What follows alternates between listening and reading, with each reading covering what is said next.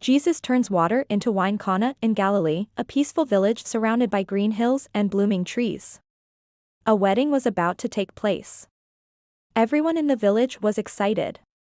The bride's family swept the courtyard while the groom's family set out flowers and baskets of food.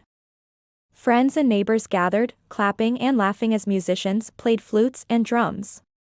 Inside a large home, tables were being decorated. Big clay jugs of wine stood at the back. Servants bustled about, arranging fruits, bread, and roasted lamb. Mary, the mother of Jesus, smiled as she entered the home. They greeted Mary and found a place to sit among the guests. Everyone was happy to see him. The people had heard of him, but few truly knew who he was. She greeted the bride's mother warmly and helped arrange the bridal jewelry. Soon, Jesus arrived at the feast, along with his disciples, Peter, Andrew, John, James, Nathanael, and others. Guests cheered as the bride and groom entered. Food was shared. Stories were told around the table. The crowd shouted blessings. The celebration began. Children ran around with sweets in their hands. Guests raised their cups and toasted. Drums beat joyfully. May your love last forever. May your house be filled with peace and many children. Dancers twirled. Her voice was calm, but filled with quiet urgency. To the bride and groom. The wine flowed. Hours passed. As the sun began to dip lower, servants entered the storeroom and gasped. All the wine jars were empty. One servant whispered, "This cannot be. There's no wine left." It meant poor planning. It brought shame to the hosts. The joyful celebration could turn to embarrassment in moments. He slowly stood up and walked toward the side of the room where 6 large stone jars stood. Each jar was massive, able to hold 20 to 30 gallons of water. They were normally used for washing hands and feet, part of the Jewish purification rituals. The guests will be angry. The groom's family will be humiliated. Another one dropped his cup in fear. Their clothes grew wet with splashes, and their arms ached from lifting. In that culture, running out of wine at a wedding was a serious disgrace. But they continued until every jar was filled to the brim. They looked at each other in panic. What will he say if it's just water, he thought. Mary saw the servants whispering and noticed their faces full of worry. She walked up to them quietly and asked, "What's wrong?" Fear gripped him. Then after people have drunk freely, they bring out the cheaper wine. But you have saved the best until now. There's no more wine, one of them confessed. We've run out. Cups were filled again, and the celebration continued, stronger than before. Mary turned and walked directly to her son. She stood beside Jesus.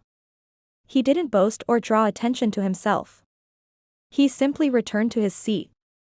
"They have no wine," she said. Instead of disgrace, there was honor. Instead of confusion, there was laughter.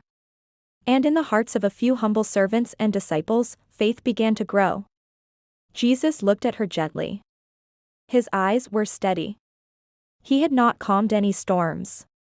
"Woman," he replied, "what does your concern have to do with me? My hour has not yet come." Mary understood. She said no more. But she believed. She turned to the servants and said just one sentence, "Whatever he tells you to do, do it." He did it to bless, to save from shame, and to reveal his glory quietly. The servants looked at Jesus. They had heard John call him the Lamb of God.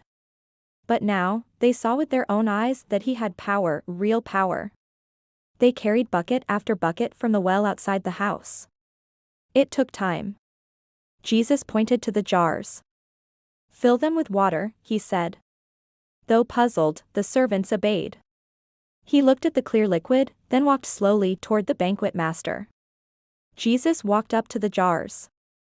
Then he spoke again. He smiled. "Draw some out, and take it to the master of the feast." One servant dipped a ladle into a jar.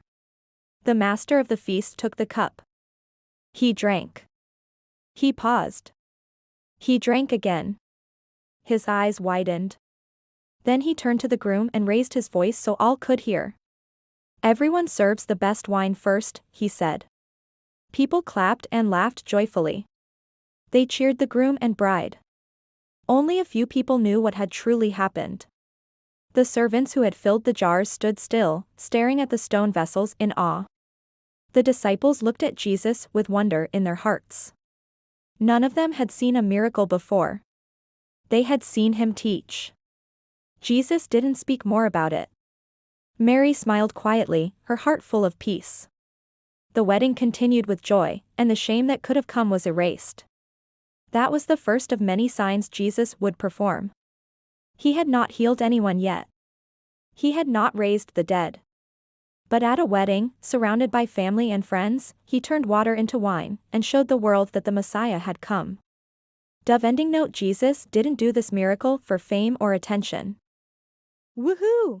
Medium skin tone emoji modifier. Please like, share, and subscribe.